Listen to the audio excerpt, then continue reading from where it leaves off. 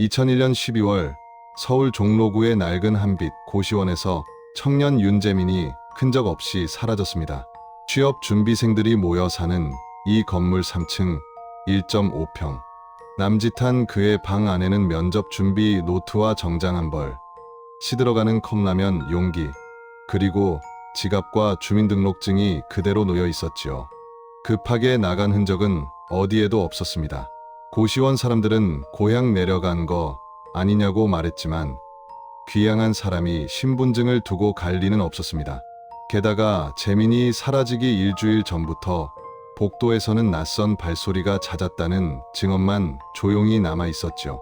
IMF 이후 빚을 피해 잠적하는 사람이 많던 시절, 한 청년의 실종은 그저 사정이 있었겠지라는 말로 쉽게 묻히곤 했습니다.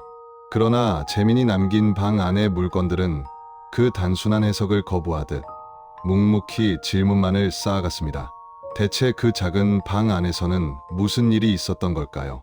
2001년 9월, 윤재민은 충남 공주에서 서울행 고속버스에 올랐습니다. 28, 전문대를 졸업하고 공장과 주유소를 전전하던 끝에 마지막이라는 마음으로 선택한 상경이었지요. 배낭 하나, 옷까지 몇 벌, 이력서 20장, 그리고 어머니가 쥐어준 현금 80만 원이 전부였습니다. 서울 가면 뭐라도 되겠지. 그 한마디 기대만으로 떠난 길이었지요.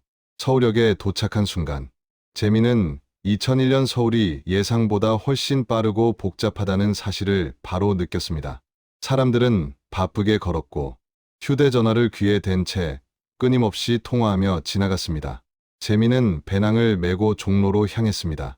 신문 9일란에서 오려온 고시원 월 18만 원 광고 한 장을 손에 쥔 채였지요. 한빛 고시원은 종로 3가 뒷골목에 있었습니다. 낡은 4층 건물, 1층엔 철물점, 계단에는 오래된 페인트 냄새와 곰팡이 냄새가 함께 배어 있었습니다. 여주인 김원자는 50대 중반으로 보였습니다. 보증금 없고 월세 18만 원. 5일까지 못 내면 방 비워줘야 해요. 말투는 차분했지만 오래된 피로가 묻어있는 눈빛이었지요. 재민에게 배정된 306호, 1.5평 남짓한 작은 방이었습니다. 침대 겸 책상, 작은 옷장, 형광등 하나, 창문은 있었지만 보이는 건 맞은편 건물 벽뿐이었지요. 벽은 얇아서 옆방 기침 소리까지 들렸고 화장실과 샤워실은 공용이었습니다. 그럼에도 재민은 스스로를 달랬습니다. 잠시만 버티면 돼. 취직하면 원룸으로 옮기면 되지. 짐을 풀고 이력서를 책상 위에 펼쳤습니다. 신문에서 오려둔 9일란 종이들도 함께 놓았습니다. 경력 무관, 즉시 면접 가능, 형광펜으로 줄을 긋고 내일부터 하나씩 전화해보기로 했죠. 첫날 밤, 재민은 복도에서 몇몇 거주자들과 마주쳤습니다. 30대 초반으로 보이는 남자는 고개만 끄덕이고 지나갔습니다. 40대쯤 된 남자는 새로 왔어요? 라고 묻더니 힘들 텐데 파이팅. 짧게 말을 남기고 방으로 들어갔습니다. 모두가 피곤해 보였지요. 다음 날부터 재민의 일상은 반복되었습니다.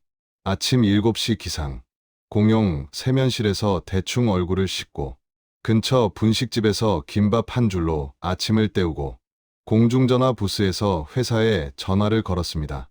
이력서 접수하시나요? 네. 팩스로 보내시거나 직접 가져오세요. 팩스가 없던 재민은 직접 찾아가 보기로 했지요.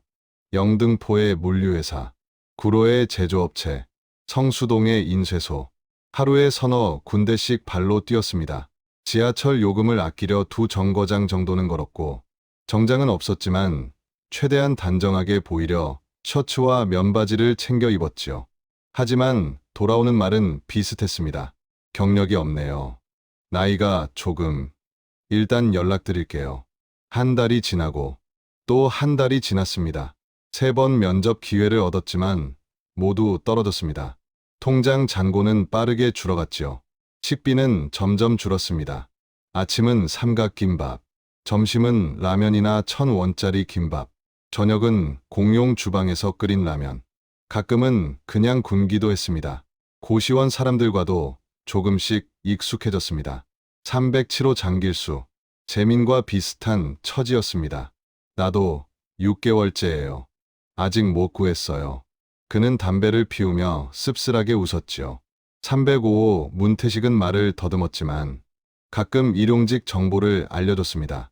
오늘 동대문에서 일손 구한대요.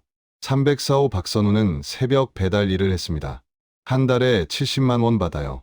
몸이 나만하질 않네요. 그의 얼굴엔 늘 피로가 짙었지요.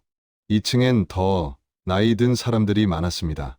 오명수라는 50대 남자는 퇴직 후 가족과 떨어져 지낸다고 했습니다. 사정이 있어서요.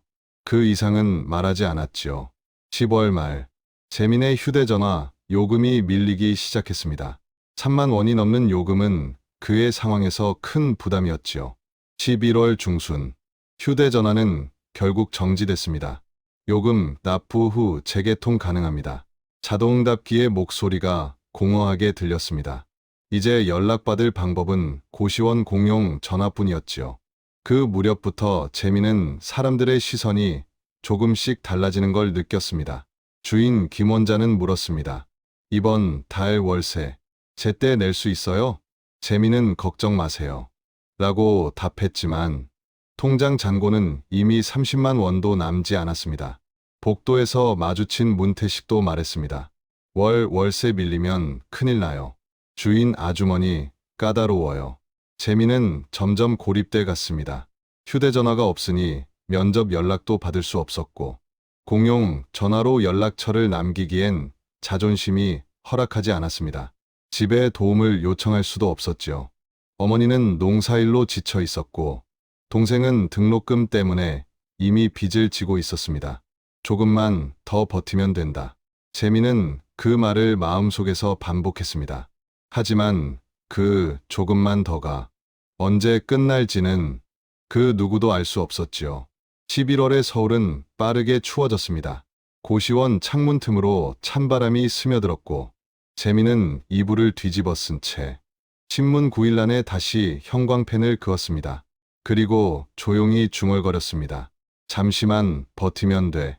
그 말의 무게는 날이 갈수록 더 무거워지고 있었지요.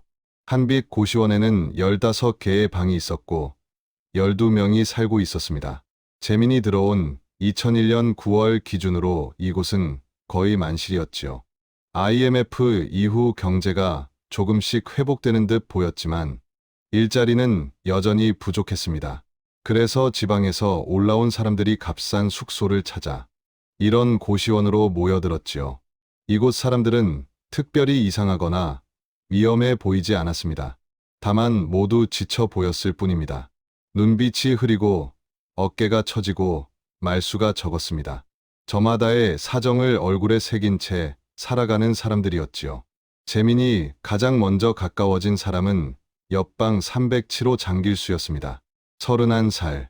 길수는 경기도 안성에서 올라온 지 반년째였습니다. 공장에서 일하다 손가락을 다쳤고 산재 처리도 잘 받지 못했지요. 그래서 서울에서 다시 시작해보려 했지만 쉽지 않았습니다.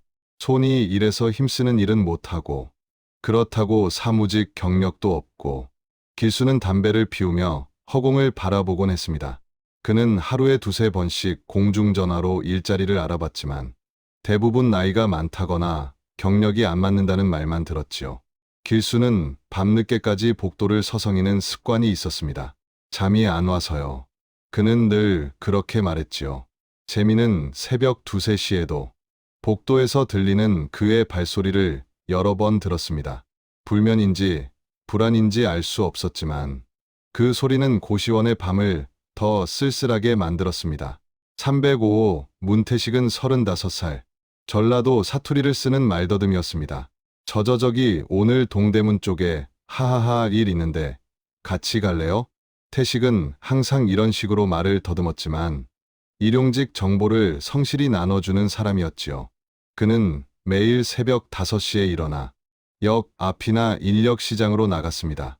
운이 좋으면 하루 4만 원, 운이 나쁘면 빈손으로 돌아왔지요.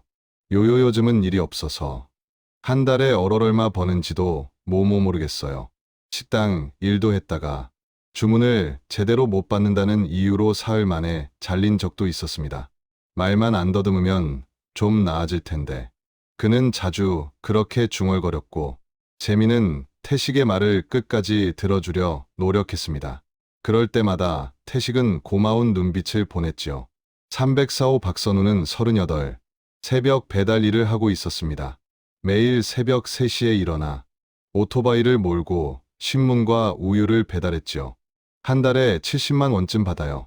근데 기름값이랑 오토바이 할부 빼면 남는 게 없어요. 그는 오후 4, 5시쯤 고시원에 돌아와 잠을 잤습니다. 저녁엔 라면을 끓여 먹고 밤 9시쯤 다시 잠들었지요. 하루 대부분을 일하거나 잠으로 채우며 살아갔습니다. 선우는 원래 부산에서 작은 치킨집을 했다고 했습니다. 하지만 IMF 이후 손님이 끊기고 빚이 쌓여 가게를 접었지요. 부산에서 다시 해보려 했는데 아내가 이혼하자고 하더라고요. 애들은 아내가 데려가고 나는 이렇게 됐죠 뭐. 그는 담담하게 말했지만 눈빛은 깊이 가라앉아 있었습니다. 302호 오명수는 53살. 고시원에서 가장 나이가 많았습니다. 중소기업에서 30년 가까이 일하다 명예퇴직을 당했지요. 퇴직금은 받았는데 집사람한테 다 줬어요. 애들 대학 등록금이랑 집 대출 갚는다고. 명수는 가족과 떨어져 고시원에서 혼자 지냈습니다.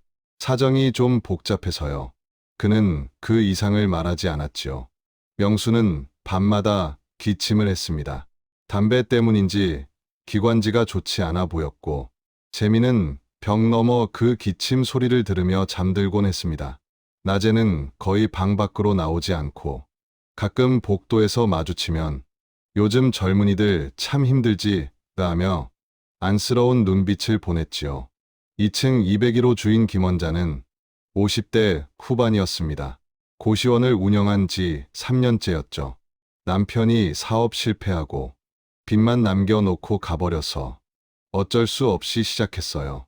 원자는 자주 짜증을 냈습니다.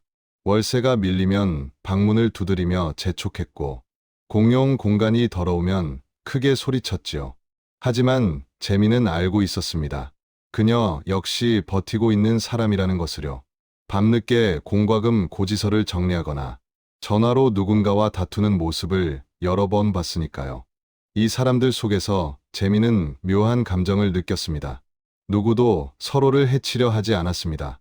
정보를 나누고 라면을 나누어 먹고 담배를 건네며 위로하기도 했지요. 하지만 동시에 누구도 깊이 관여하려 하지 않았습니다. 각자의 고통으로 이미 벅찼기 때문입니다. 그런데 10월 말부터 재미는 이상한 느낌을 받기 시작했습니다. 복도를 지날 때마다 누군가 자신을 보고 있는 것 같았습니다. 문을 열면 옆방 문이 살짝 닫히는 소리가 들렸지요. 공용 주방에서 라면을 끓이면 누군가 복도 끝에서 조용히 바라보는 듯한 기분도 들었습니다. 태식은 말했습니다. 요요 요즘 얼굴이 안 좋아요. 괜찮아요? 선우는 조용히 물었습니다. 월세는 제때 낼 수 있는 거죠? 길수는 담배를 피우며 말했죠. 형, 힘들면 고향 내려가는 것도 방법이에요.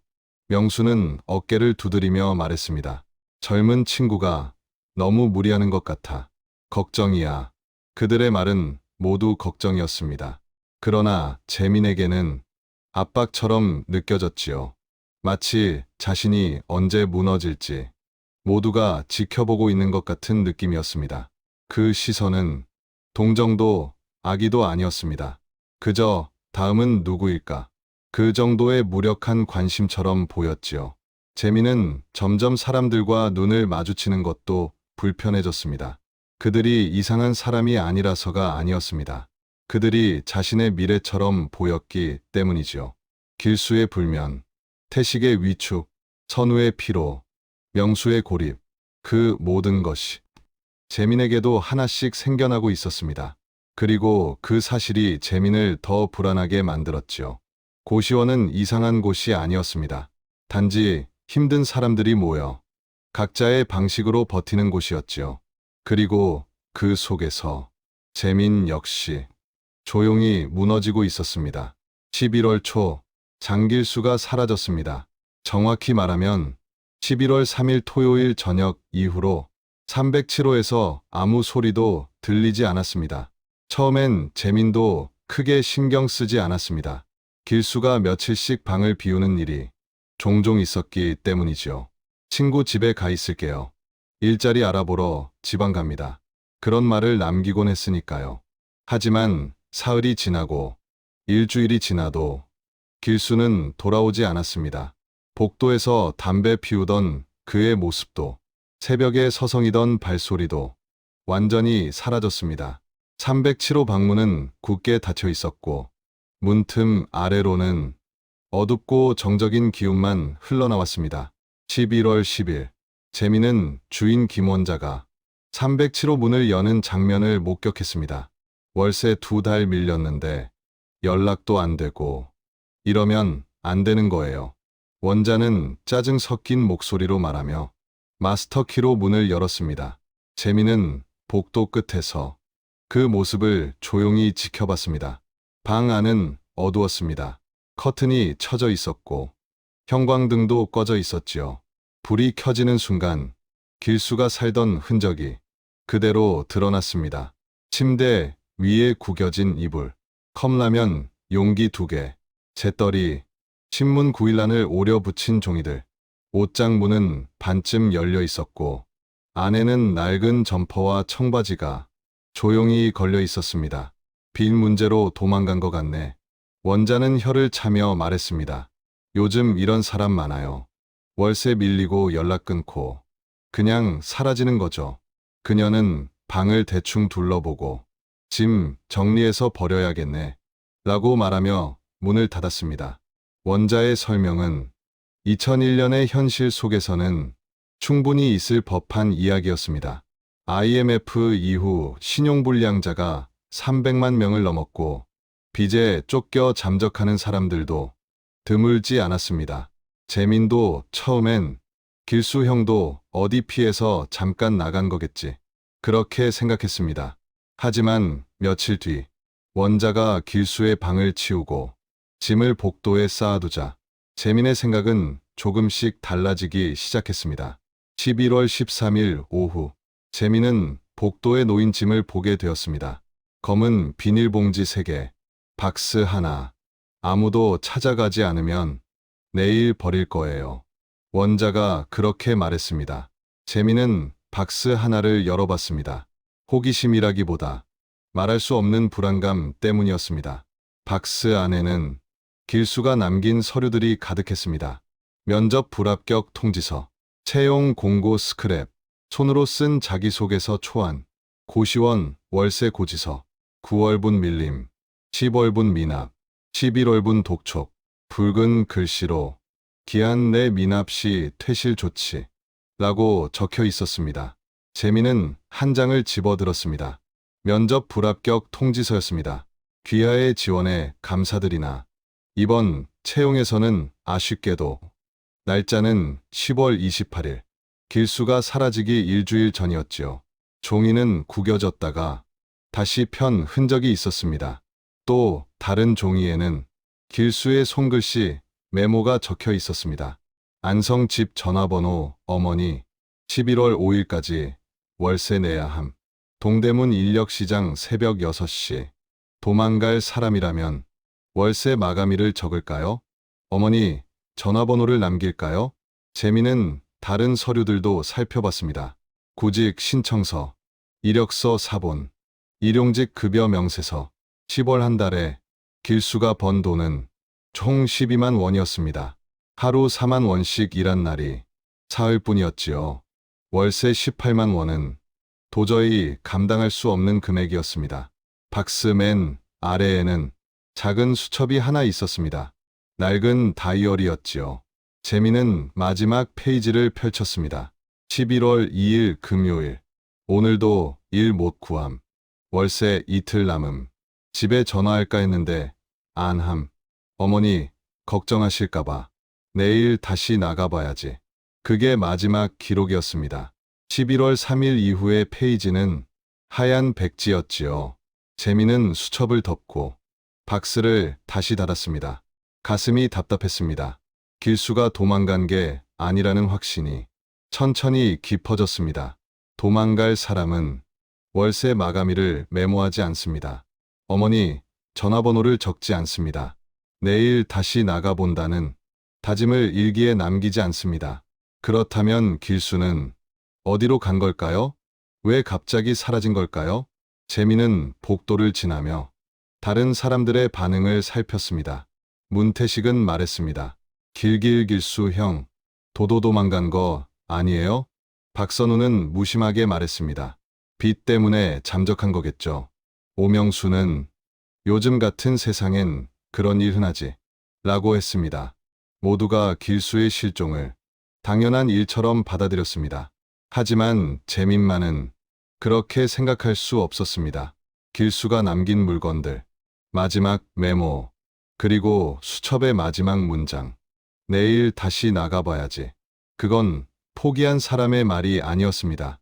아직 버티고 있던 사람이 남길 수 있는 문장이었지요. 며칠 뒤 307호에는 새로운 사람이 들어왔습니다. 원자는 방 깨끗하게 정리했어요라고 말하며 새 입주자에게 열쇠를 건넸습니다. 길수의 흔적은 완전히 지워졌습니다. 그리고 그의 짐은 다음 날 아침 쓰레기차에 실려 아무 말 없이 사라졌습니다. 그날 밤 재민은 잠을 이루지 못했습니다. 벽 너머에서 들리던 길수의 기침 소리, 새벽마다 복도를 서성이던 발소리. 형, 힘드시죠? 담배를 피우며 건네던 그의 말, 그 모든 것이 생생하게 떠올랐습니다. 그리고 재민은 조용히 깨달았습니다. 길수가 사라진 건 범죄 때문이 아닐 수도 있다는 것을, 사고 때문도 아닐 수 있다는 것을. 어쩌면 그는 정말로 더 버틸 힘이 없어서 사라진 것일지도 모릅니다. 그게 2001년 서울에서 고시원에 사는 청년이 사라지는 가장 현실적인 방식이었지요. 극적인 사건도 거창한 이유도 없는 실종. 그저 생활이 무너지고 선택지가 사라지고 조용히 존재가 지워지는 일. 재민은 이불을 뒤집어 쓰고 눈을 감았습니다. 하지만 어둠 속에서 길수의 얼굴이 계속 떠올랐습니다. 그리고 그 얼굴이 점점 자신의 얼굴과 겹쳐지는 듯했습니다. 재민은 작게 중얼거렸습니다. 나도 그렇게 될까? 대답은 없었습니다. 그저 벽 너머에서 들려오는 오명수의 기침 소리만 희미하게 울릴 뿐이었지요. 11월 중순, 재민의 통장 잔고는 23만 원이었습니다. 고시원 월세 18만 원을 내면 5만 원이 남습니다. 한 달을 5만 원으로 버틸 수는 없었습니다. 재민은 월세를 일주일만 미루기로 했습니다. 일주일만 버티면 아르바이트라도 구해서 낼 수 있겠지. 하지만 그 일주일은 재민에게 너무 길었습니다. 11월 16일 금요일, 재민은 구로디지털 단지의 작은 물류센터에서 면접을 받습니다. 경력이 없으시네요. 면접관은 이력서를 훑어보며 말했지요. 배우려는 자세는 있습니다. 재민은 최대한 정중하게 대답했습니다. 하지만 면접관은 고개를 저었습니다. 일단 연락드리겠습니다. 연락은 오지 않았습니다. 고시원으로 돌아오는 길, 재민은 편의점에서 1,000원짜리 삼각김밥을 하나 샀습니다. 그게 그날의 저녁이었지요. 11월 18일 일요일, 재민은 PC방에 갔습니다. 1시간 1,000원. 인터넷 구직 사이트에 접속해 이력서를 다시 올렸습니다. 하지만 재민에게는 워드 프로세서도 엑셀도 그 어떤 자격증도 없었습니다. 학력도 경력도 자격증도 없는 이력서는 수백 개의 비슷한 이력서들 사이에 조용히 묻혀버렸습니다. PC방을 나서며 재민은 자판기 커피를 하나 뽑아 마셨습니다. 300원. 달고 뜨거웠지만 배고픔을 채워주지는 못했습니다. 11월 19일 월요일, 휴대전화가 완전히 먹통이 됐습니다. 요금을 2달 연속 내지 못하자 통신사에서 회선을 정지시킨 것이었지요. 재민은 공중전화로 통신사에 전화를 걸었습니다. 체납액 6만 8천 원 납부 후 재개통 가능합니다. 상담원의 목소리는 기계처럼 쿨했습니다. 6만 8천 원. 지금의 재민에게는 너무 큰 금액이었습니다. 휴대전화가 없으니 어떤 연락도 받을 수 없었습니다. 면접 결과도 아르바이트 연락도 모두 끊겼습니다. 재민은 결국 이력서에 고시원 공용 전화번호를 적기 시작했습니다. 하지만 공용 전화는 복도 끝에 있었고 전화가 오면 누군가 방문을 두드려야 했습니다. 전화 왔어요. 그 말 한마디가 재민의 초라함을 고시원 전체에 알리는 것만 같았습니다. 11월 21일 주인 김원자가 재민의 문을 두드렸습니다. 월세요. 이번 달 거 아직 안 들어왔는데요. 재민은 문을 열고 고개를 숙였습니다. 죄송합니다. 이번 주 안에 드릴게요. 원자는 재민을 위아래로 한번 쳐다봤습니다. 다들 힘든 건 마찬가지예요. 근데 월세는 약속이에요. 다음 주까지만 기다릴게요. 그때도 안 되면 방 비워줘야 해요. 문이 닫히고 나서 재민은 침대에 주저앉았습니다. 다음 주까지 일주일 안에 18만 원. 아르바이트는 당장 돈을 주지 않습니다. 일용직을 나가도 하루 4만 원. 일주일 내내 일해야 28만 원이지만 매일 일이 있다는 보장도 없었습니다. 그날 저녁 재민은 공용 주방에서 500원짜리 라면을 끓였습니다. 면이 익어갈 때 문태식이 들어왔습니다. 재민 씨. 요즘 얼굴이 안 좋아요. 재민은 억지로 웃었습니다. 괜찮습니다. 태식은 잠시 머뭇거리더니 말했습니다. 월세 밀리면 큰일 나요. 여기 주인 까다로워서 진짜 쫓겨나요. 걱정의 말이었지만 재민에게는 경고처럼 들렸습니다. 그날 밤 재민은 일기장을 펼쳤습니다. 월세를 못 낼 것 같다. 집에 전화할까? 하지만 어머니한테 뭐라고 말하지? 서울 온 지 2달 만에 돈 달라고? 동생 등록금도 안 나온다는데. 재민은 펜을 내려놓고 일기장을 덮었습니다. 11월 24일 재민은 새벽 5시 반에 일어나 동대문 인력시장으로 향했습니다. 이미 많은 사람들이 어둠 속에 서 있었습니다. 트럭 한 대가 도착했고 한 남자가 외쳤습니다. 철거 현장 일손 3명, 하루 4만 원. 사람들이 한꺼번에 몰려갔습니다. 재민도 손을 들었습니다. 젊은 친구, 경험 있어? 없습니다. 그럼 안 돼. 다음에 그날 재민은 3시간 동안 아무 일도 구하지 못했습니다. 빈손으로 고시원에 돌아오며 재민은 지하철 왕복 요금 1,000원만 잃었습니다. 그리고 그 무렵부터 재민은 사람들의 시선이 달라졌다는 걸 느꼈습니다. 복도에서 마주치면 박선우는 먼저 눈을 피했습니다. 오명수는 요즘 어떻게 지내? 라고 묻긴 했지만 대답을 끝까지 듣지 않았습니다. 새로 들어온 307호 청년도 재민을 보면 고개만 끄덕이고 말을 이어가지 않았습니다. 가장 이상했던 건 그들이 재민에 대해 무언가 이야기하고 있다는 느낌이었습니다. 공용 주방 앞을 지나면 속삭임이 들렸습니다. 재민이 가까이 가면 대화가 뚝 끊겼습니다. 계단을 오를 때도 아래층에서 이런 말이 희미하게 들리곤 했습니다. 월세 밀렸대. 곧 나갈 거래. 재민은 점점 방 밖으로 나가는 것조차 두려워졌습니다. 복도를 지나갈 때마다 누군가 자신을 바라보는 듯했고 불쌍하게 여기거나 경계하는 시선이 따라붙는 것 같았습니다. 11월 27일 재민은 마지막 남은 돈으로 컵라면과 삼각김밥을 샀습니다. 계산대 앞에서 통장 잔고를 확인했습니다. 32,000원. 이틀 치 식비. 그게 전부였습니다. 이제 어떻게 하지? 선택지는 많지 않았습니다. 집에 전화해서 돈을 부탁하거나 월세를 포기하고 방을 나가거나 아니면 재민은 그 다음 생각을 더 이상 이어갈 수 없었습니다.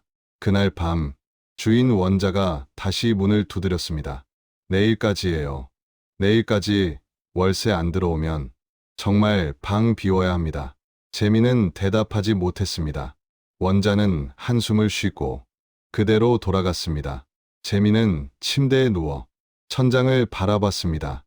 창백한 형광등 불빛, 옆방의 기침 소리, 복도에서 들려오는 공중전화 다이얼 소리, 아래층에서 닫히는 문 소리, 고시원의 모든 소리가 재민에게는 압박처럼 느껴졌습니다. 눈을 감자 장길수의 얼굴이 떠올랐습니다. 길수도 이런 기분이었을까요? 월세를 못 내고 연락받을 방법도 없고 하루하루 무너져가는 자신을 남들이 지켜보고 있다는 느낌. 그리고 그 끝에서 길수는 어떤 선택을 했을까요? 재민은 이불을 뒤집었었습니다. 방 안은 차가웠습니다. 난방은 부족했고 11월의 서울은 더 깊게 추워지고 있었습니다. 재민은 떨리는 몸을 웅크렸습니다. 그리고 작게 중얼거렸습니다. 조금만 더 버티면 되는데. 하지만 그 조금 더가 언제까지인지 재민은 스스로도 알 수 없었습니다. 생활이 무너지는 속도는 생각보다 훨씬 빨랐고 막을 방법은 아무 데도 보이지 않았습니다. 재민은 그렇게 어둠 속에서 내일을 기다렸습니다. 내일이 오면 뭐라도 달라질까요? 아니면 그냥 끝일까요? 대답은 아무 데서도 들려오지 않았습니다. 11월 29일 목요일 저녁, 재민은 공용 주방에서 라면을 끓이다가 우연히 서랍을 열었습니다. 젓가락을 찾으려던 순간이었지요. 서랍 안에는 낡은 수저와 플라스틱 젓가락, 구겨진 종이 몇 장이 뒤섞여 있었습니다. 재민은 그중 한 장을 집어들었습니다. A사 용지에 인쇄된 면접 결과 통지서였습니다. 지원해 주신 것에 감사드리나 귀하께서는 이번 채용 전형에서 아쉽게도 최종 합격하지 못하셨습니다. 날짜는 2001년 10월 12일. 수신인 이름은 장길수. 재민의 손이 멈췄습니다. 길수가 남긴 서류였습니다. 왜 이게 주방 서랍에 있을까? 재민은 다른 종이들도 꺼내 보았습니다. 모두 길수의 것이었습니다. 두 번째 서류. 채용 불합격 통지. 서류 전형 결과 귀하는 유감스럽게도 다음 단계로 진행되지 않았습니다. 날짜는 9월 28일. 구로공단의 작은 제조업체.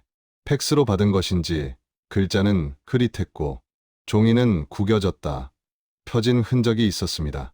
세 번째는 알바 불합격 문자를 출력한 종이었습니다. 2001년에는 문자를 컴퓨터로 출력해 보관하는 사람이 적지 않았습니다. 장길수님, 지원하신 주유소 야간 알바는 다른 분으로 결정되었습니다. 날짜는 10월 5일. 아래에는 길수의 손글씨가 있었습니다. 야간 7만 원이었는데 손 다친 게 문제였나. 재민은 계속 서류를 펼쳤습니다. 네 번째, 다섯 번째, 여섯 번째. 모두 불합격 통지.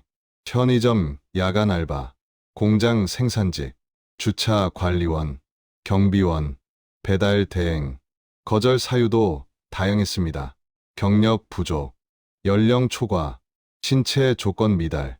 일곱 번째 서류는 채무 독촉장이었습니다. 귀하는 2001년 7월부터 신용카드 대금 연체가 지속되고 있습니다. 금액은 89만 원. 길수에겐 감당하기 어려운 금액이었겠지요. 독촉장 모서리에는 담배 재가 눌어붙어 있었습니다. 여덟 번째는 고시원 월세 고지서. 9월, 10월, 11월. 모두 미납. 10월 고지서 뒷면에는 길수의 글씨가 적혀 있었습니다. 18만 원. 이번 주까지. 안 되면 나가야 함. 아홉 번째는 손으로 쓴 구직 신청서였습니다. 저는 성실하고 책임감 있는 사람입니다. 비록 경력은 부족하지만 배우려는 자세만큼은 누구에게도 뒤지지 않습니다. 글씨는 또박또박했지만 여러 번 지우고 다시 쓴 흔적이 있었습니다. 열 번째는 PC방 영수증. 10월 22일. 2시간 이용 2,000원. 뒷면에는 메모가 있었습니다. 사람인 잡코리아, 워크넷 이력서 다시 올림, 전화번호 공용전화로 변경. 휴대전화가 끊긴 뒤에도 길수는 계속 이력서를 올리고 있었습니다. 재민은 마지막 종이를 펼쳤습니다. 편지지였습니다. 길수가 어머니께 쓰려던 편지. 하지만 보내지 못한 편지. 어머니, 저 길수입니다. 서울 생활은 잘하고 있습니다. 곧 좋은 소식 있을 것 같습니다. 면접도 몇 번 봤고요. 조금만 더 기다려주세요. 제가 돈 벌어서 어머니 모시러 갈게요. 손은 괜찮습니다. 별로 아프지 않아요. 편지는 거기서 끝났습니다. 보내지 못한 말들만 종이 위에 남아 있었습니다. 재민은 서류를 다시 넣으려다 손을 멈췄습니다. 이 서류들이 말하는 게 무엇인지 알 것 같았습니다. 길수는 포기한 게 아니었습니다. 매일 이력서를 올리고 면접에 지원하고 알바 자리를 찾고 어머니께 안심시키는 편지를 쓰고 마지막까지 버티고 있었습니다. 하지만 그 모든 노력은 불합격, 미납, 연체, 독촉이라는 단어들로 돌아왔습니다. 그 단어들이 조용히 쌓이고 쌓여서 길수를 어디론가 밀어낸 것이었지요. 재민은 라면이 끓는 것도 잊고 서류들을 바라봤습니다. 그리고 자기 방의 서류들이 머릿속에 떠올랐습니다. 책상 서랍에 쌓여있는 면접 불합격 통지서, 휴대전화, 요금 독촉 문자 출력본, 밀린 월세 고지서, 길수가 남긴 것과 조금도 다르지 않았습니다. 재민도 지난 2달 동안 똑같은 과정을 겪고 있었습니다. 신문 구일란을 찢어 모으고 이력서를 수십 장 뽑아 돌리고 면접을 보고 떨어지고 다시 시도하고 또 떨어지고 통장 잔고가 줄고 휴대전화가 끊기고 월세가 밀리고 사람들의 시선이 달라지고 두 사람의 차이는 단 한 가지뿐이었습니다. 시간. 길수는 6개월을 버텼고 재민은 아직 3개월째. 하지만 끝은 같을 수도 있었습니다. 라면 냄비에서 김이 넘치자 재민은 화들짝 놀라 불을 껐습니다. 라면은 이미 퍼져 있었습니다. 재민은 그걸 그릇에 담아 주방 식탁에 앉아 먹기 시작했습니다. 맛은 없었습니다. 입맛도 없었습니다. 하지만 먹어야 했습니다. 내일 움직일 힘을 위해서였지요. 한 입, 두 입. 재민은 계속 생각했습니다. 길수는 왜 이 서류들을 주방 서랍에 숨겨뒀을까? 버리지도 않고 방에 두지도 않고 아마 누군가에게 보여주고 싶지 않았을 겁니다. 실패의 흔적을, 무너지는 과정을. 하지만 동시에 완전히 버릴 수도 없었을 겁니다. 나는 노력했다. 그 증거였으니까요. 재민은 그릇을 씻고 서랍을 다시 열었습니다. 길수의 서류들은 그대로 그 자리에 있었습니다. 그리고 조용히 닫았습니다. 괴이한 일은 없었습니다. 누가 해를 입힌 것도 아니었습니다. 그냥 생활이 무너졌던 것이었습니다. 불합격, 연체, 독촉. 그 단어들이 길수를 천천히 그러나 확실하게 어딘가로 밀어낸 것이었습니다. 그게 2001년 서울의 고시원에서 한 청년이 사라지는 가장 현실적인 이유였습니다. 재민은 복도를 걸어 307호 앞에서 잠시 멈췄습니다. 이 방은 이제 다른 사람의 방이었습니다. 길수의 흔적은 완전히 지워졌습니다. 하지만 주방, 서랍 속의 종이들은 아직 길수가 버티려 했던 시간을 조용히 말해주고 있었습니다. 재민은 자신의 방 306호로 돌아와 문을 닫았습니다. 책상 서랍을 열었습니다. 거기엔 자신의 불합격 통지서와 독촉장, 밀린 고지서가 차곡차곡 쌓여 있었습니다. 길수의 것들과 하나도 다르지 않았습니다. 재민은 서랍을 천천히 닫았습니다. 그날 밤 재민은 일기장을 펼쳤지만 아무 글도 쓸 수 없었습니다. 쓴다 해도 달라질 건 아무것도 없었기 때문입니다. 일기장을 덮고 불을 끄자 방 안은 금세 어두워졌습니다. 옆방에서 오명수의 기침 소리가 들렸습니다. 복도에서는 누군가 화장실로 가는 발소리가 들렸습니다. 고시원의 밤은 언제나처럼 조용했지만 재민의 머릿속은 계속 시끄러웠습니다. 길수가 남긴 것은 실패의 기록이 아니었습니다. 끝까지 버티려 했던 노력의 기록이었습니다. 그리고 그 노력조차 무너져 내린 순간의 흔적이었지요. 재민은 그 끝이 어디인지 이제 조금 알 것 같았습니다. 12월 초 재민은 완전히 고립되어 있었습니다. 휴대전화는 2달째 먹통이었고 체납액은 어느새 8만 원을 넘겼습니다. 2001년의 휴대전화는 그저 연락 도구가 아니었지요. 사회와 연결되어 있다는 마지막 증표였고 누군가 자신을 찾을 가능성이 걸린 끈이었습니다. 그 끈이 끊어진 순간 재민은 서울 한복판에 있으면서도 외딴 섬에 유배된 사람처럼 느껴졌습니다. 면접 연락은 오지 않았습니다. 11월에 지원한 회사들 어느 곳에서도 답이 없었고 고시원 복도 벽에 붙은 팩스함을 뒤져도 재민의 이름이 적힌 종이는 늘 같은 문장이었습니다. 서류 전형 불합격. 그 5글자를 볼 때마다 재민은 자신의 존재가 조금씩 지워지는 것 같았습니다. 12월 3일 재민은 결국 집에 전화해 보기로 했습니다. 공중전화 부스로 들어가 손에 남은 동전을 천천히 넣고 고향집 번호를 눌렀습니다. 신호음이 3번 울리고 어머니가 받았습니다. 여보세요? 어머니, 저 재민이에요. 짧지만 무거운 침묵. 그리고 어머니의 목소리가 들렸습니다. 재민아, 어떻게 지내니? 서울은 춥지 않니? 그 목소리는 힘이 빠져 있었고 이미 너무 많은 짐을 짊어진 사람의 목소리였습니다. 재민은 말하려 했습니다. 어머니, 사실은... 그러나 그 말을 끝내 잊지 못했습니다. 돈을 부탁하려 했지만 그 부탁이 어머니에게 또 다른 고통이 될 게 너무 분명했기 때문입니다. 결국 재민은 익숙한 거짓말로 돌아갔습니다. 그냥 안부 전화드린 거예요. 저 잘 지내요. 그래, 힘들면 언제든 내려와. 알았지? 네, 어머니. 전화를 끊고 나서도 재민은 수화기를 한참 내려놓지 못했습니다. 삐 하는 경고음이 울린 뒤에야 손을 놓을 수 있었습니다. 그날 이후 집은 더 이상 기대 설 수 있는 곳이 아니라고 재민은 느꼈습니다. 어머니는 농사일로 허리가 아팠고 동생은 등록금 걱정에 잠도 제대로 자지 못하고 있었으니까요. 재민은 알았습니다. 자신의 부탁 하나가 가족의 하루를 무너뜨릴 수 있다는 것을. 고시원 사람들과의 관계도 빠르게 멀어졌습니다. 초기에는 면접은 어땠어요? 요즘 좀 괜찮아요? 하며 안부를 묻던 사람들이 이제는 조용히 눈만 마주치고 지나갔습니다. 재민이 월세를 밀렸다는 사실이 고시원 전체에 알려진 뒤부터였습니다. 문태식은 여전히 말을 더듬으며 제재재민 씨 하고 불렀지만 예전처럼 일자리를 알려주지는 않았습니다. 요즘은 일이 없어서요. 분명 거짓이었습니다.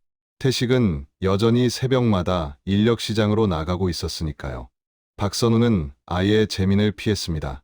복도에서 마주치면 휴대전화를 보는 척하거나 계단을 서둘러 내려갔습니다. 어느 날 재민이 조심스레 물었습니다. 선우 씨, 혹시 배달일 좀 소개받을 수 있을까요? 선우는 잠시 머뭇거리다 말했습니다. 요즘 자리가 꽉 찼대요. 미안해요. 그리고 말이 끝나자마자 눈을 피한 채 빠르게 자리를 떠났습니다. 오명수는 그나마 말을 건네는 사람이었지만 그의 태도도 변해 있었습니다. 힘들지? 나도 젊을 때 그랬어. 말은 위로였지만 그 눈빛에는 어딘가 불편한 감정이 서려 있었습니다. 재민은 알았습니다. 자신이 명수의 과거를 떠올리게 만드는 존재라는 것을. 그리고 무엇보다 가장 차갑게 변한 사람은 주인 김원자였습니다. 언제까지 이럴 건가요? 나도 먹고 살아야 한다니까요. 12월 5일 원자는 재민의 방문을 3개 두드렸습니다. 이번 주까지예요. 월세 안 들어오면 진짜 방 빼야 해요. 경고 여러 번 했죠? 재민은 문을 열지 않은 채 안에서 작게 대답했습니다. 알겠습니다. 문 밖에서 원자가 길게 한숨을 내쉬는 소리가 들렸습니다. 며칠 후부터 재민은 고시원 사람들이 자신에 대해 이야기하고 있다는 걸 확신하게 됐습니다. 복도를 지나갈 때면 어딘가에서 작은 속삭임이 들렸습니다. 이번 주면 나간대. 2달 밀렸다며. 집에도 연락 안 된다더라. 문틈 사이 벽 너머 어둠 속에 잠긴 소리들이 점점 더 선명해졌습니다.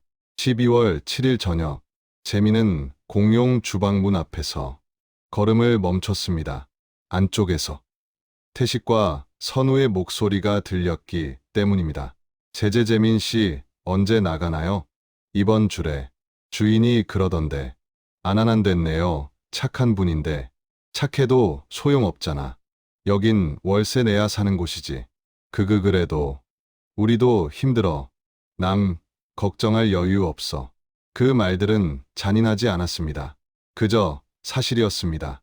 2001년의 고시원은 모두가 자신을 버티느라 남의 짐을 들어줄 힘이 없었으니까요.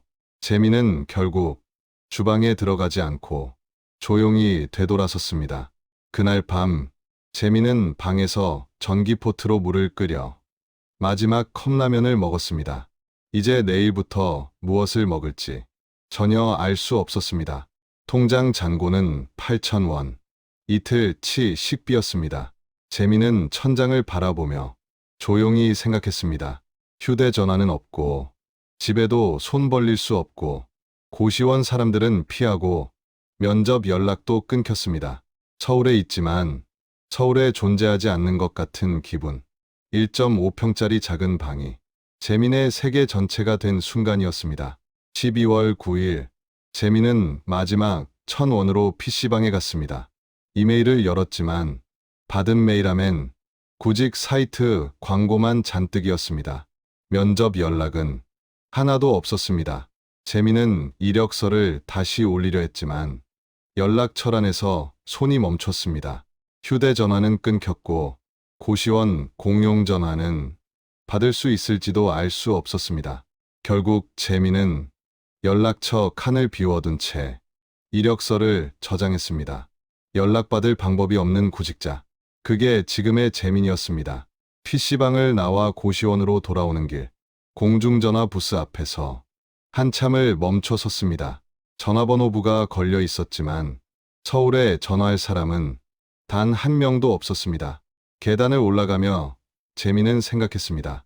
도움을 청할 사람이 정말 아무도 없구나. 가족도, 친구도, 이웃도, 회사도 모든 끈이 끊어져 있었습니다. 306호 문을 열고 들어가자 밤공기처럼 차가운 정막이 재민을 감쌌습니다.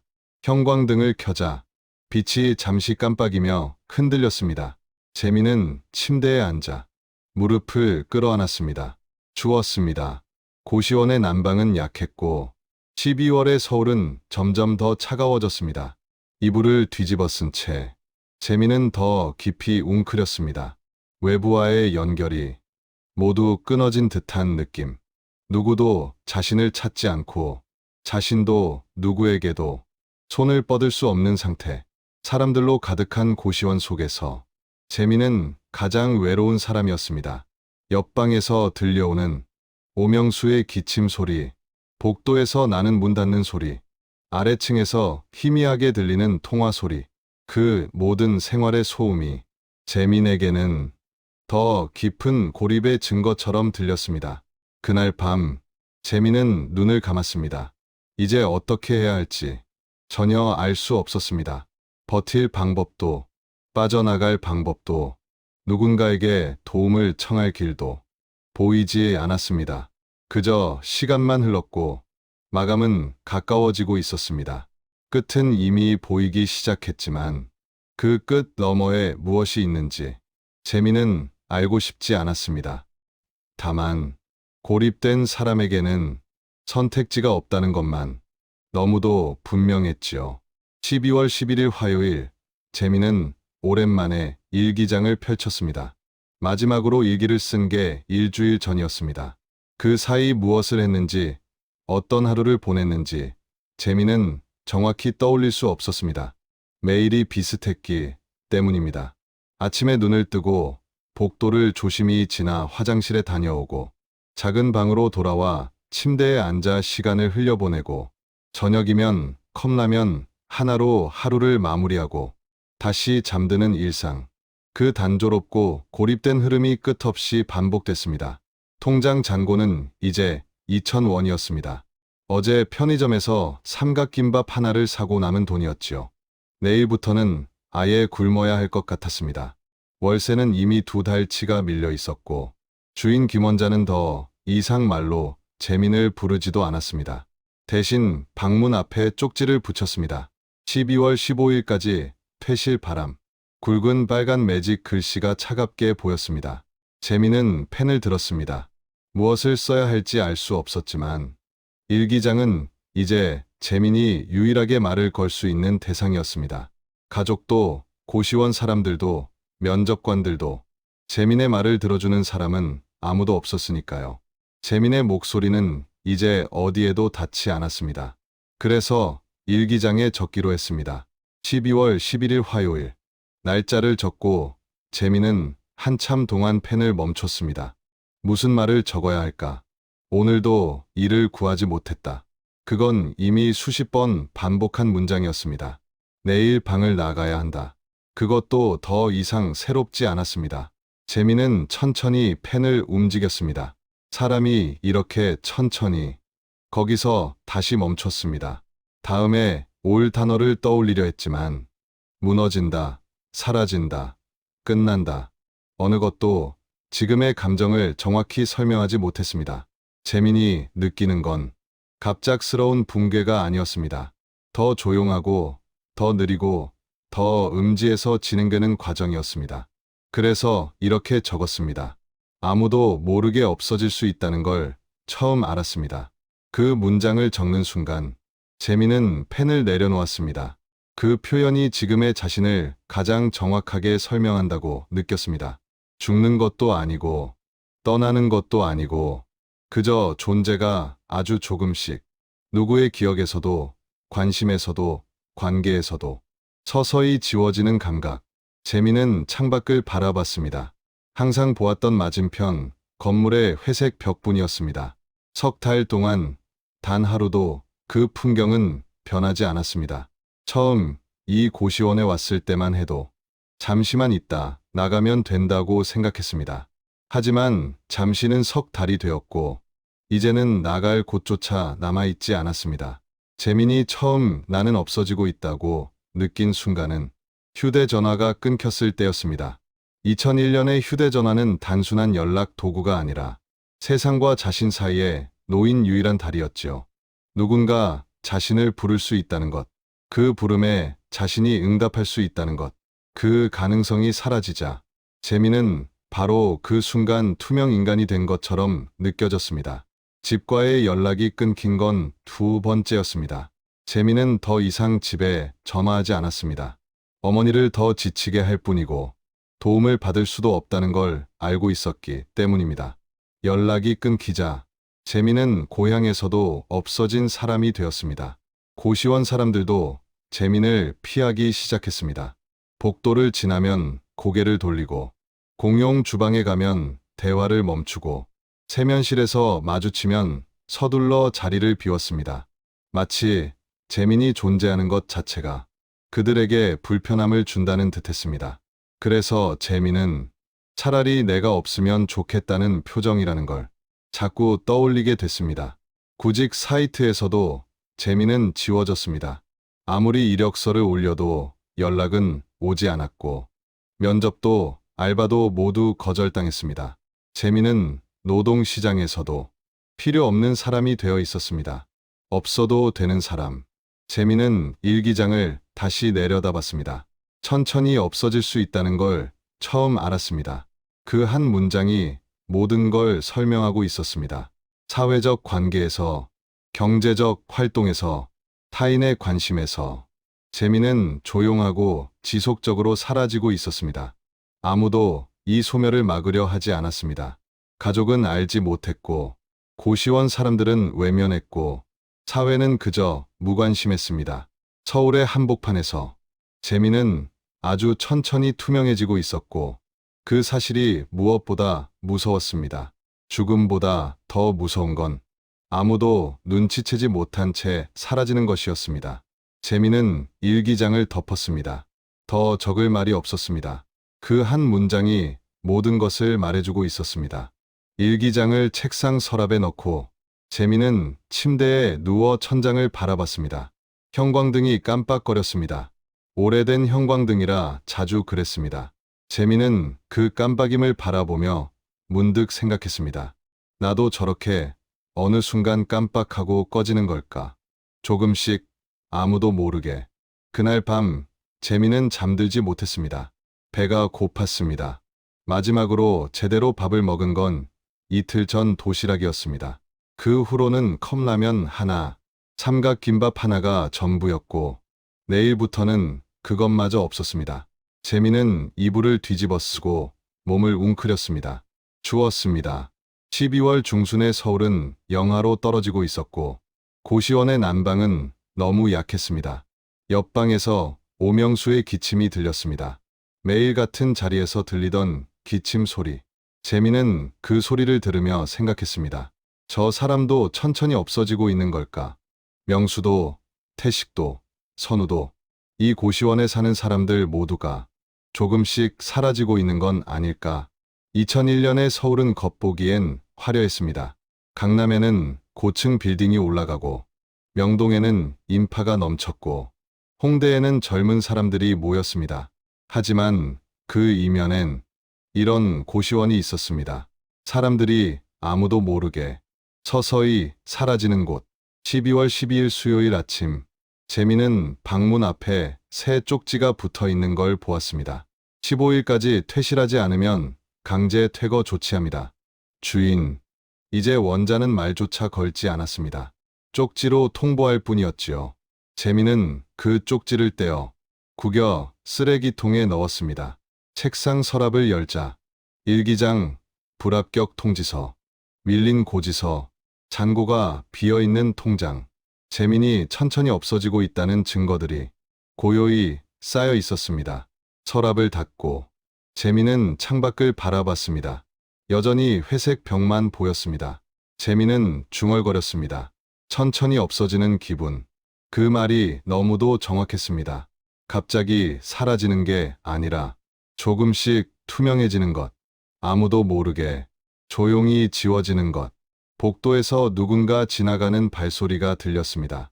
재미는 문을 열지 않았습니다. 이제는 누구도 만나고 싶지 않았습니다. 오후가 되자 허기가 찾아왔습니다. 하지만 먹을 것이 없었습니다.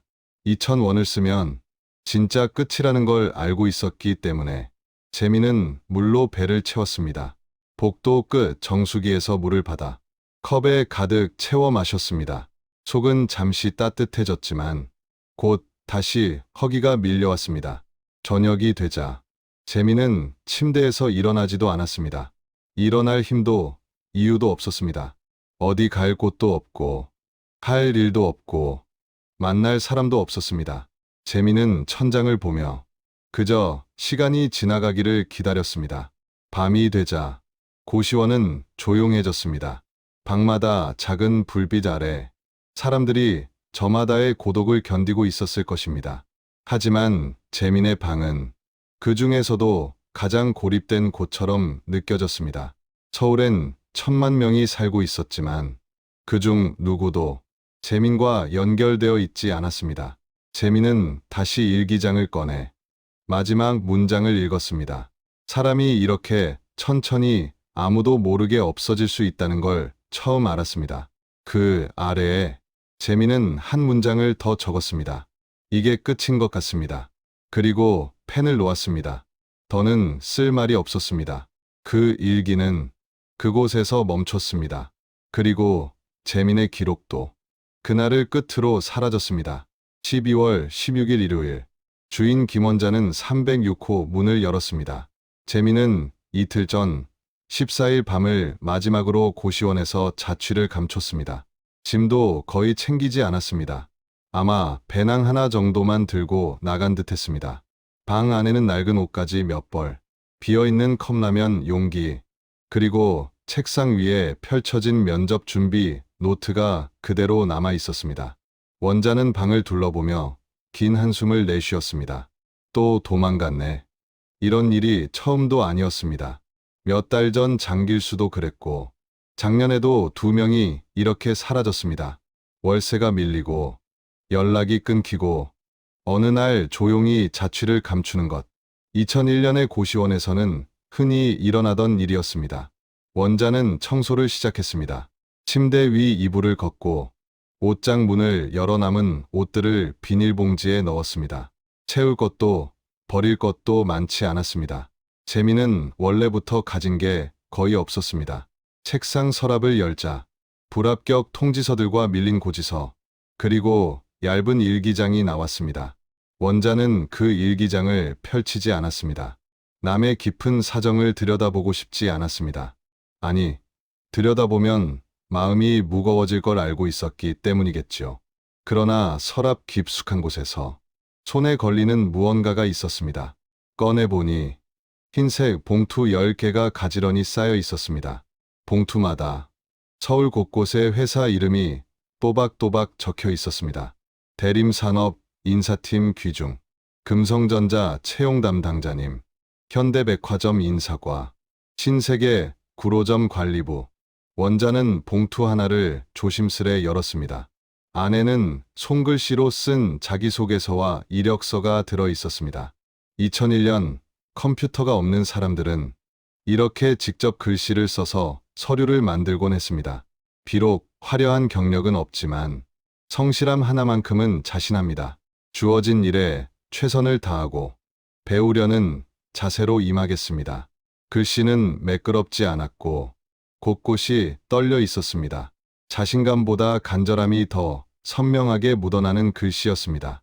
원자는 봉투를 다시 닫고 다른 봉투들도 하나씩 열어보았습니다. 모두 비슷했습니다. 성실, 최선, 책임감, 배움. 수많은 구직자가 적어내는 흔한 문장들. 그러나 재민에게는 그 흔한 문장이 마지막 남은 희망이었을 것입니다. 그리고 봉투 뒷면. 거기엔 날짜가 적혀 있었습니다. 11월 5일, 11월 8일, 11월 12일, 11월 15일, 11월 19일, 11월 23일, 11월 27일, 12월 1일, 12월 5일, 12월 10일.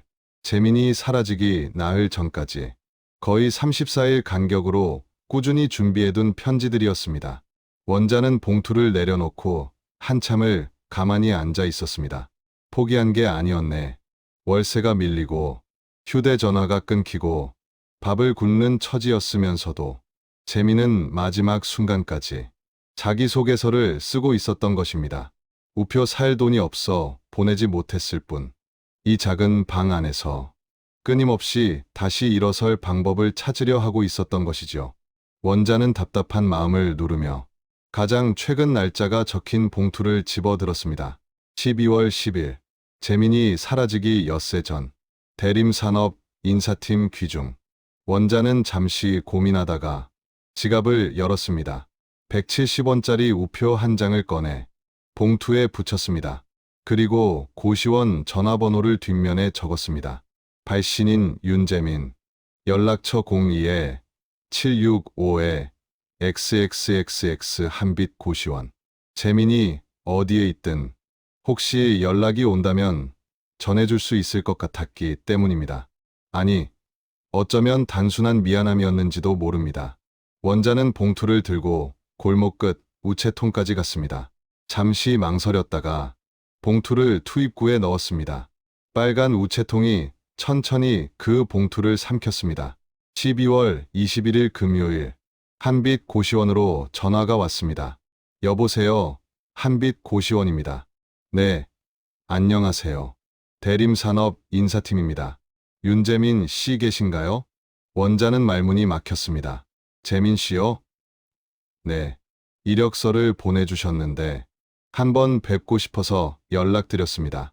경력은 없지만 자기소개서가 인상 깊더군요. 원자는 천천히 대답했습니다. 죄송합니다. 그분은 여기 없습니다. 아, 이사 가셨나요? 연락 가능한 번호가 있을까요? 잘 모르겠습니다. 연락이 끊겨서요. 잠시의 정적, 그리고 담당자의 아쉬운 목소리. 그러시군요. 혹시라도 연락이 닿으시면 전화 한번 부탁드린다고 전해주세요. 통화는 그렇게 끝났습니다. 원자는 수화기를 조심히 내려놓고 306호를 바라봤습니다. 지금 그 방에는 25살의 또 다른 청년이 살고 있었습니다. 지방에서 올라왔다고 했습니다. 재민과 비슷했습니다. 원자는 306호 문을 두드렸습니다. 네. 문이 열리고 어린 청년이 얼굴을 내밀었습니다. 혹시 방에 불편한 건 없어요? 아, 아니요. 괜찮습니다. 그래요. 힘든 일 있으면 언제든 말해요. 같이 방법을 찾아보죠. 청년은 고맙다는 듯 고개를 깊이 숙였습니다. 계단을 내려오며 원자는 생각했습니다. 재민은 지금 어디 있을까? 고향으로 돌아갔을까? 다른 고시원으로 옮겼을까? 아니면 정말 어디서 사라진 걸까? 그날 저녁 문태식이 원자에게 물었습니다. 주주주인님, 재재재민 씨 어떻게 됐어요? 모르겠어. 근데 그 친구한테 면접 제의가 왔더라고. 정정정 말여? 응. 근데 이미 없네.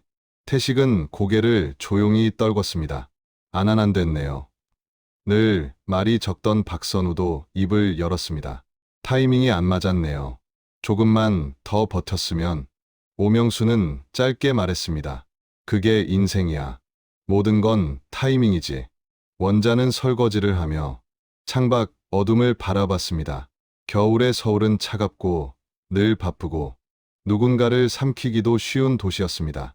그러나 원자는 어디선가 재민이 살아있기를 바랐습니다.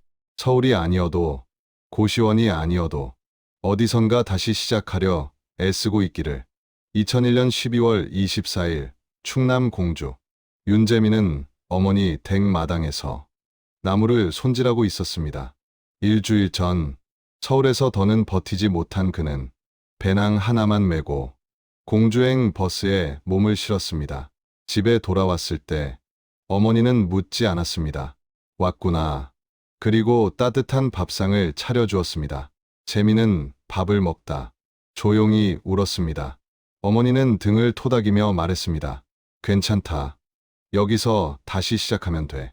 재민은 이따금 서울을 떠올렸습니다. 고시원의 복도, 306호 방, 조용히 스쳐 지나가던 사람들, 책상 서랍에 남겨둔 봉투들. 그 봉투들을 챙길 용기가 없었습니다. 문장 하나하나가 자신의 실패처럼 느껴졌기 때문입니다. 그러나 재민은 몰랐습니다. 그 봉투들 중 하나가 우체통을 통해 누군가의 손에 들어갔다는 사실을. 그리고 누군가 그의 글을 읽고 그에게 전화하려 했다는 것을. 재민은 나무 가지를 정리한 뒤 도구를 모았습니다. 어머니가 부르는 소리가 들렸습니다. 재민아, 밥 먹자. 네, 어머니. 재민은 천천히 집 안으로 걸어갔습니다. 발걸음은 무거웠지만 더 이상 멈춰 있지는 않았습니다. 서울에서는 실패했습니다. 하지만 그는 사라진 게 아니었습니다. 재민은 여전히 어딘가에 서 있었고 숨을 쉬었고 내일을 맞을 준비를 하고 있었습니다. 그것이 2001년 12월 한 청년이 겨우 살아남는 방식이었습니다. 이야기는 끝났지만 남겨진 이들의 기다림과 상처는 아직 현재형으로 남아 있습니다. 우리가 기억하려 할 때 사라진 이들의 고통은 조금은 가벼워질지도 모르지요. 다음 이야기에서도 함께해 주시기 바랍니다. 지금까지 실종의 흔적이었습니다. 사라진 발자국을 계속 따라가고 싶다면 구독과 알림 설정 잊지 마세요.